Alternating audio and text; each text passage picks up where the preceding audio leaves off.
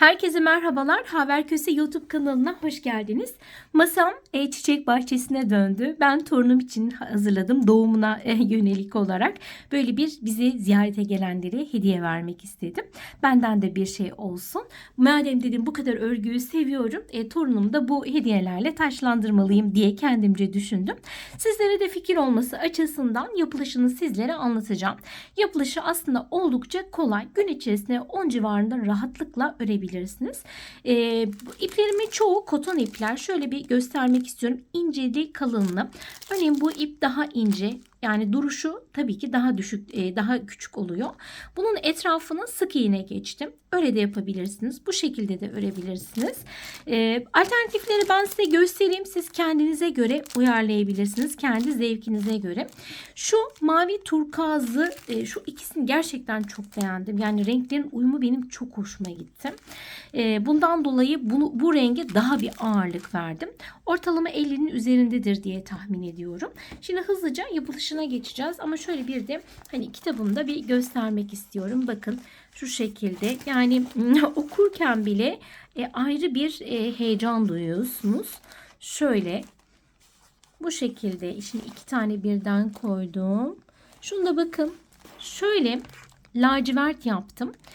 Turuncu ama bombeli oldu. Bombeli nasıl olduğunu da anlatacağım. Bu da yani farklı bir model olmuş gibi oldu. Bu yüzden şimdi hızlıca yani şey yapmadan lütfen takip edin. Sonra çok kafanıza takılıyor. Minik minik ayrıntılar var çünkü. O ayrıntıları atlarsanız istediğiniz gibi duruş elde edemeyebilirsiniz. Bakın dediğim gibi işte bu turkuazı turuncuyla yaptım. Mavi şeyle toz pembeyle yaptım. Şimdi hemen neyle başlayacağım? Fuşya ile başlıyorum. Şimdi kendi el ayarıma uygun olarak 3 numara tığ. Koton ipimin kalınlığı bu şekilde. Şimdi onun bir tık kalınlığı bu. Yani farklı kalınlıkta olabiliyorlar. Elinizde ne varsa artık ona göre bakarsınız. Birkaç deneme yaparsınız. Duruşunu beğendiğini tercih edersiniz. Bu şekilde çok satış yapan arkadaşlarımız da var. Etrafınıza bayramlarda hediye götürebilirsiniz. Bir sürü alternatif aslında. Şimdi hemen sihirli halka ile başlıyoruz. Sihirli halka yapmayı bilmiyorsanız 3 zincir 4 zincir çekersiniz. Uçlarınca birleştirirsiniz. Olur size bir yuvarlak halka. Şimdi ben işaret parmağıma ipimi doladım. Bakın şu orta parmağımın üzerinden ipimi şöyle bir tur geçirdim. Hemen tığımın kancası yukarı doğru bakıyor. Şuradan ipimi aldım. Üzerine bir tane zincir çektim. Elimi hafifçe çıkarttım ama bir yandan tabii ki tutuyorum kaçmasın düşüncesiyle. Şimdi bu halkanın içerisine toplam 20 adet sık iğne yapıyoruz. Sık iğne neydi? Halkanın içerisine giriyorum. İpimi alıyorum. Tığımda 2 tane ipim var. İkisini aynı anda çıkartıyorum. 4 5 6 7 8 9 10. Bakın arada şöyle ne yapabiliyorum? Daraltabiliyorum. 1 ve 2. Bakın bunu ben şimdi daraltıyorum. Şöyle ipi olabildiğince çekiyorum.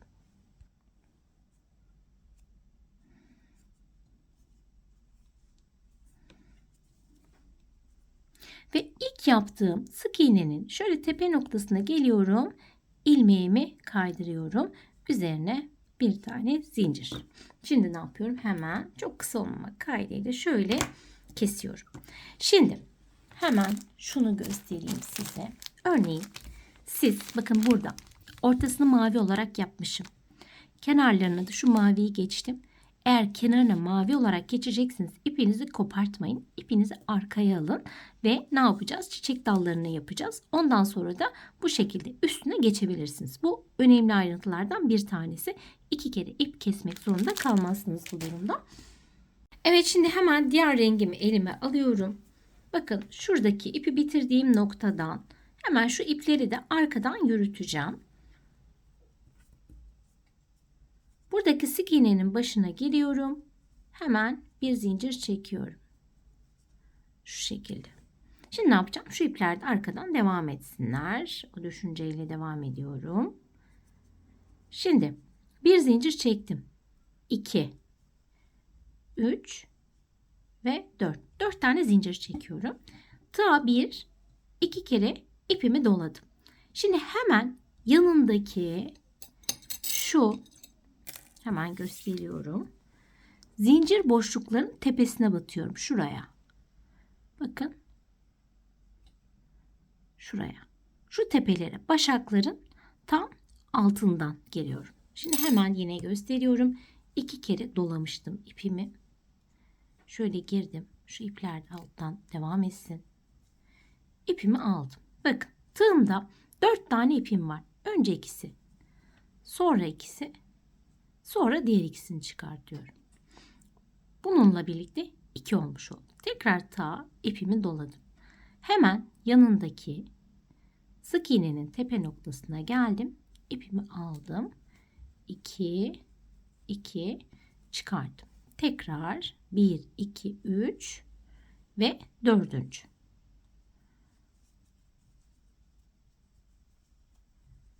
Evet. Başta 4 zincir çekmiştim. Sonradan da yine 4 zincir çekiyorum. 2, 3 ve 4. Ne yapıyorum? Hemen yanına gelip hop, ister sık iğne yapın, isterseniz ilmek kaydırın. Şu şekilde. Bakınız. Bu benim ilk yaprağım. Şimdi ikinciyi yapıyorum. Toplam 5 tane yaptım bu şekilde. 1, 2, 3, 4. 4 zincirimi çektim. Tığa ipimi 2 kere doladım. Hemen yanındaki sık iğnenin tepe noktasına geldim. Önce ikisi, sonra ikisi, sonra ikisini çıkardım. Tekrar. Bu ikinci oldu. Şu zincir hariç. Bu da üçüncü. Evet. Şimdi ne yapmıştım? Başta 4 zincirim vardı. Sonda da 4 zincirim olacak. 1, 2, 3 ve 4. Hemen yanındaki sık iğnenin tepe noktasına geldim. Buraya bir tane sık iğne yaptım. Bakın bu şekilde. Şöyle koyuyorum. Görün. Bu şekilde 5 tane yapıyorum. Başta ve sonunda 4 zincir var. Ortada da aslında üçlü trabzanlarımız var. 3 adet. Bu şekilde ne yapıyorum? 5 taneyi tamamlıyorum ve tekrar kameramı açıyorum. Evet. Bakın 5 tane yaprağımı yaptım. Şimdi size şunu göstermek istiyorum. Siz eğer diyorsanız ki ben şu katmanı geçeceğim, etrafında şu olsun diyorsanız eğer, hemen nasıl yaptığımı da hemen size göstermek istiyorum. Buna koymayacağım ben ama sizin için gösteriyorum. Şimdi bakın şurada 4 zincirle bağladığım sık iğne var. Şuradan giriş yapıyorum. Üzerine 1, 2, 3, 4 zincir çekiyorum. Daha sonra bu 4 zincirler hariç burada benim üçlü trabzanlarım var. Onun hemen tepe noktasına isterseniz sık iğne yapın. Şöyle. İsterseniz daha ip dolayın. Tekli trabzan yapın. Yani nasıl olacak? Buraya girdim. Tığımda 3 ipim var. Üçünü aynı anda çıkarttım. Bu biraz bombeli oluyor. Buraya da bir sık iğne. Sonra ne yapıyorsunuz? Örnek veriyorum. 1, 2, 3, 4 zincir çekiyorsunuz. Ve hop, yine bakın şuradaki benim sık iğnem var. 4 zincirden oluşan. Oraya gelip ilmeğinizi kaydırıyorsunuz. Şöyle elimle bir düzelteyim. Yani ya sık iğne ya tekli trabzan, tercih sizin. Hepsi aynı olacak. Şimdi tekrar 4 zincir. Hemen şu üçlülerin tepesine geldim. Sık iğnemi yapıyorum örneğin. Gibi. Bu kadar. Yani bu şekilde de düşünebilirsiniz. Eğer yapmak isterseniz eğer. Şöyle hemen biraz şu şekilde göstermek istedim size. O tercih tamamen size kalmış. Şunu da söyleyeyim. Şu lacivert gibi. Bakın bu bombeli. Bombeliyi nasıl yaptım biliyor musunuz? Onu göstereyim size. O da önemli bir ayrıntı aslında. Bakın şimdi Geldim buraya. Normalde 4 zincir. Burada 4 zincir olduğu için 4 zincir çekiyordum. Ama şimdi ben ne çekeceğim? 1, 2, 3 çekeceğim. Yani onu kastırıyorum aslında. Bakın. Geldim. Sık iğnemi yaptım. Yani daraltıyorum. 3 zincir çekerseniz ne olacak? Bombeli olacak. 3 zincir. Tekrar buraya geldim. Hop. İlmeğimi kaydırdım. Bakın. Bu da bombeli olmuş oluyor. Tamam. Şimdi ne yapıyoruz? Hemen sapına geçiyoruz. Sapı için şöyle bir ikinci ipe ihtiyacım var benim. Bakın şurada bitirdim. Şöyle yine bir düzelteyim. Şimdi ne yapıyorum? Kaç santim olduğunu ben size söyleyeceğim. Şuradan ipimi kestim. Çünkü ben bu ipi de kullanacağım. Yani sap kısmı bakın biraz farklı. Farklı bir teknikle yapıyorum. Çok güzel duruyor şöyle. Zincir de yapabilirsiniz. Yani 2 kat zincir. Hani benim yaptığımı yapmakta zorlanırsanız eğer şunu. O zaman 2 kat yaparsınız ipinizi. Yani zincir çekersiniz. O zaman da kalın olmuş olur. Şimdi bakın. Hemen şöyle söyleyeyim size de. Şuradan itibaren. Burası 1,5 oldu. Şuradayım. Şöyle açtım.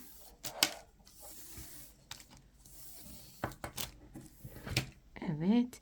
Yaklaşık 3 metre ipimi kesmiş oldum. Şimdi hemen size kordon yapımını göstermek istiyorum. Bu çok önemli aslında. Çok şık duruyor. Bence kesinlikle onu yapmasını öğrenmelisiniz. Şöyle. Diğer ipimi de elime aldım.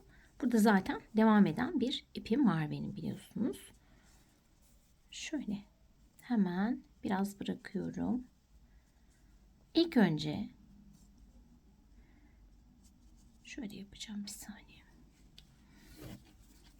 2 kat olarak aldım. Şu şekilde bir zincir çektim. Bakın 2 kat olarak çektim. Şunu tekrar yok edeceğim. Şimdi ne yapıyorum? Bir ipimi sadece tek bir katını elime aldım. Buraya geldim. Bakın şu noktadayım. Şu ipi tığımın üstüne atıyorum. İkinci ipi ve şöyle sık iğne yapıyorum. Tığımın üstüne atıyorum. Sık iğne yapıyorum. Bu kadar basit aslında. Tığımın üstüne atıyorum ve sık iğne yapıyorum.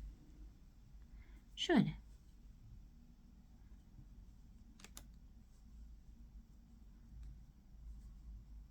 Bu şekilde toplam 55 ile 60 arası uygun. Kimin 55 yaptım, kimin 60 yaptım. Kendinize göre ayarlayın. Bakın çok şık duruyor. Bu ip burada. Tığımın üstüne alıyorum. Kancam bakın yukarıda. 2 tane ip var. İkisini aynı anda çıkarıyorum.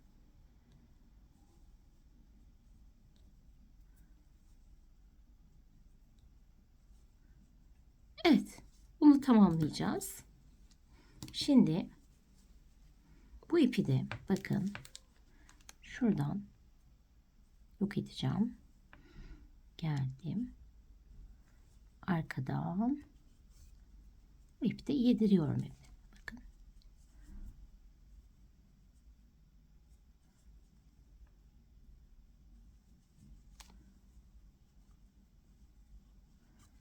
Böyle. Arkaya alıyorum.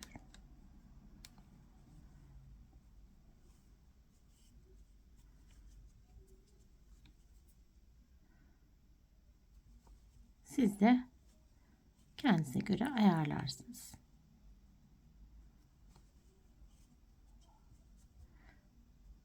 Temiz çalışmak önemli bu tarz projelerde. Şu ucunu artık keseceğim, yeterli.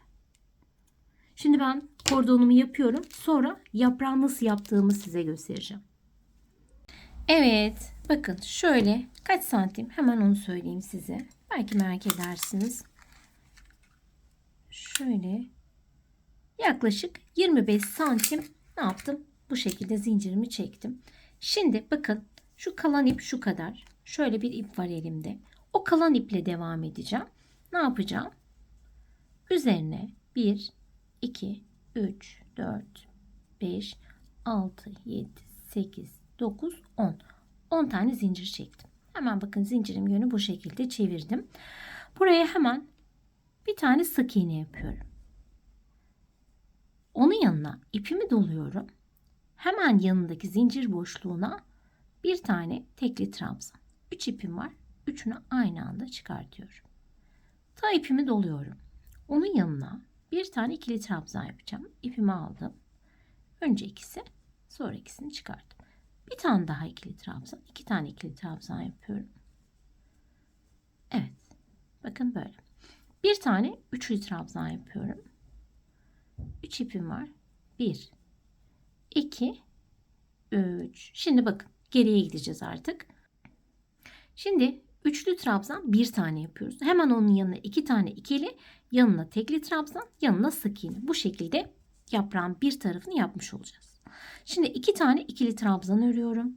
Yan yana.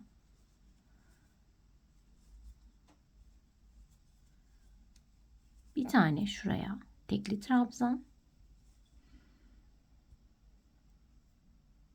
Takıldı ip. Tekrar öreceğim. Bazen ipler katlı olunca takılabiliyor. Bu takıldı mesela. Hemen buraya tekli trabzan. Hemen yanına şurada bir tane kaldı zaten. Sık iğne. Evet. Yaprağın bir yönünü tamamladık. Şimdi bakın hemen ne yapıyorum? Şu ipimi de artık keseyim. Şöyle yumaktan gelen ip bu. Bunu kestim. Şimdi devam ediyorum. Hemen bakın şöyle onun karşısında burada ne vardı? Sık iğne. Buraya da hemen bir tane sık iğne yapıyorum. Yine aynısını yapacağız karşılıklı. Sık iğnemi yaptım. Devam ediyorum. Tekli trabzan. 2 tane ikili.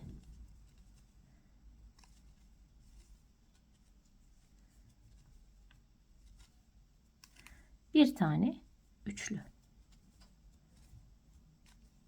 Evet. Şimdi ne yapıyorum? Hemen yanına 2 tane ikili.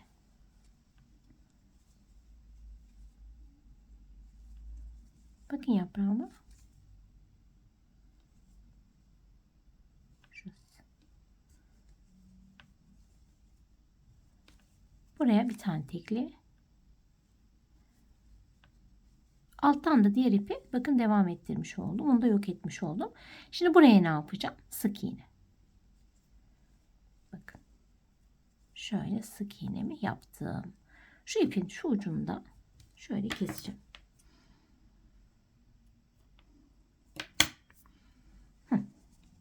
Bitti bakın. İpim ne kadar arttı? Şu kadar arttı. Biraz daha uzun yapabilirdim. İşte kendinize göre ayarlayın. Ben 3 metreye yakın ne yapmış oldum? İp kesmiş oldum. Şimdi üzerine bir zincir. Şöyle keseyim çok uzun olmasın. Hemen ne yapacağım? Bunu da arkaya hemen yok edeceğim. Efendim videomuz bu kadar. Umarım beğenmişsinizdir. Beğeni ve yorumlarınıza talibim. Şöyle emeklerimi size göstermek istiyorum. Daha da var içeride. Onları getirmedim. Aslında neredeyse her renk çalıştım. Kanalımda bir sürü video var. Beğeni ve yorum yaparsanız, hype yaparsanız çok mutlu olurum. Videomun önünü açmış olursunuz. İnşallah farklı videolarda tekrar görüşmek üzere. Herkese sağlıklı günler diliyorum.